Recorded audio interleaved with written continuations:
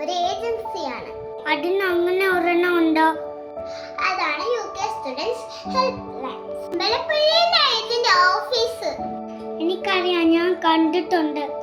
ഇത് UK മാത്രമല്ല കേട്ടോ. Australia, Malta, Germany, New Zealand, Ireland, Bulgaria. എടാ ബൾഗേറിയെന്നോ? എടാ കള്ളാ, നീ ഇതൊക്കെ നോക്കിയിരുന്നല്ലേ? നേരത്തെ തന്നെ ഞാൻ നോക്കിയായിരുന്നു. എടാ പക്ഷേ ഒറ്റ പ്രശ്നമേ ഉള്ളൂ. എന്നാ പ്രശ്നം? ആദ്യം നമ്മൾ UKG ഭാഷ ഉണ്ട്. അയ്യോ, അത് ശരിയാണല്ലോ.